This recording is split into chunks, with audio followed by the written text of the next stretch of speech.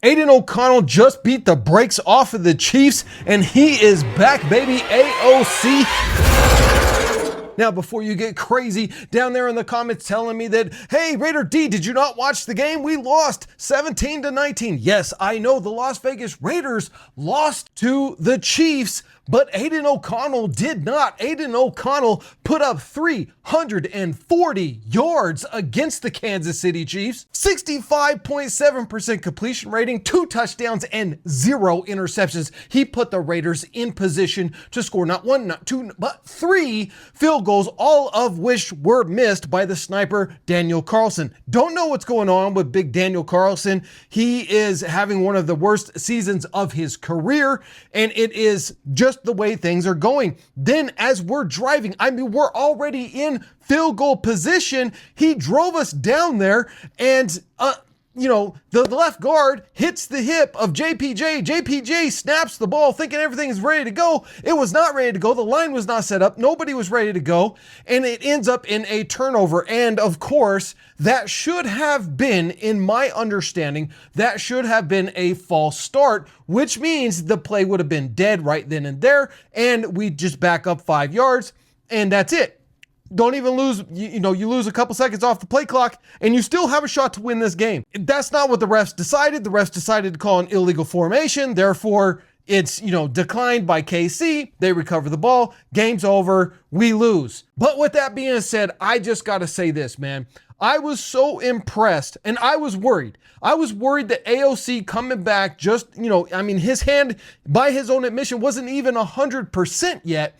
Him coming back so early was a bit concerning to me because what if he injures his hand again? Or what if he has a poor outing because his hand's not 100%, which could then further derail his career moving forward? But that was the exact opposite. What really happened was the exact opposite because Aidan O'Connell came out firing on all cylinders.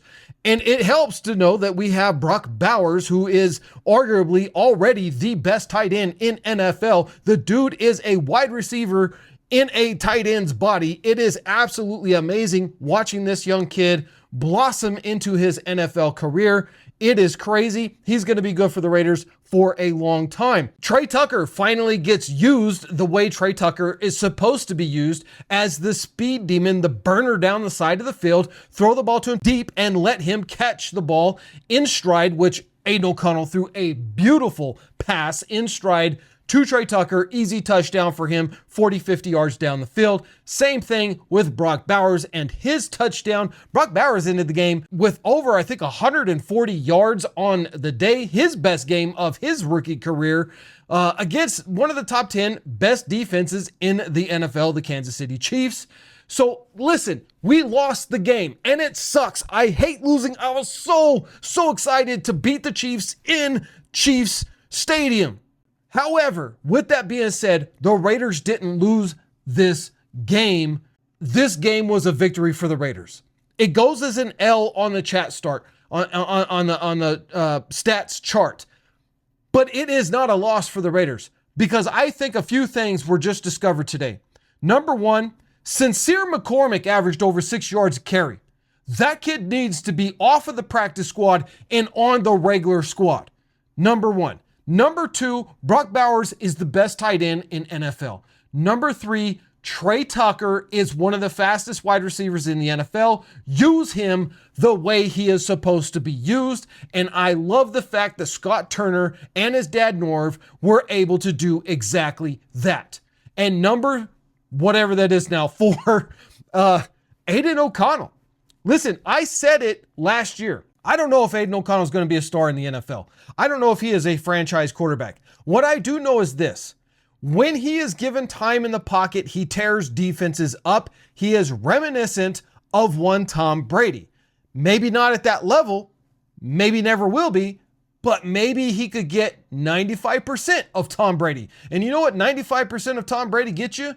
At least 2 or 3 Super Bowls.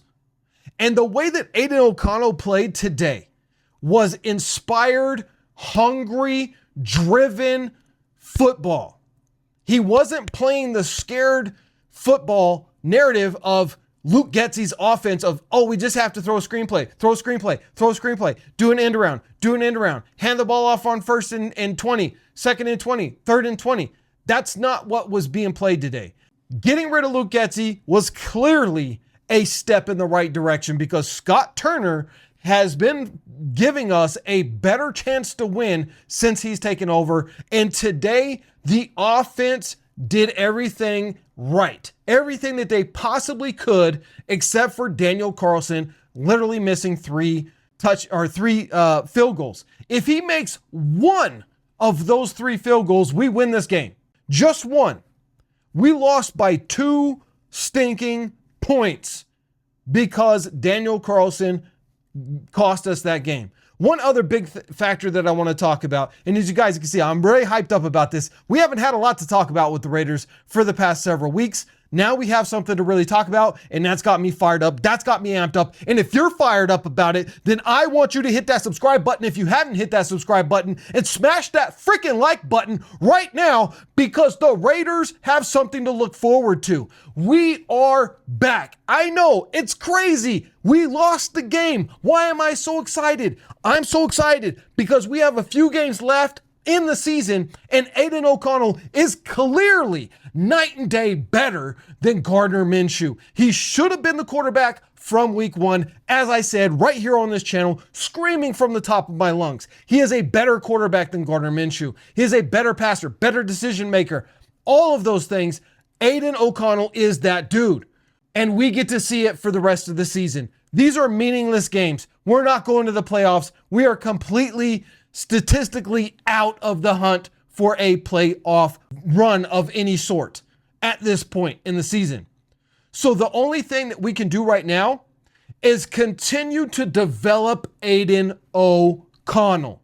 Because even if the Raiders go and draft Shedeur Sanders or Cam Ward or somebody else, you still want to develop this kid because he's got such a high upside. He has so much potential. And Brock Bowers and him, Trey Tucker and Jacoby Myers, these guys are going to just continue to develop together because they're going to be there together. And that is going to spell success because let's say we go and we draft Shedeur Sanders. Do we want to start him next year? Is he ready to be a starting quarterback in the NFL? If Aiden O'Connell is at least a decent starting quarterback, that now gives you the flexibility of saying, we don't have to rush our rookie quarterback into the spotlight. We get to allow him to develop and mature into the speed of the game of the NFL because we have Aiden O'Connell. And for me, his breakout game today, despite the fact the Raiders lost, tells me everything I need to know. Aiden O'Connell deserves to be the quarterback for the rest of the season. Full stop, bar none. That's it. End of discussion.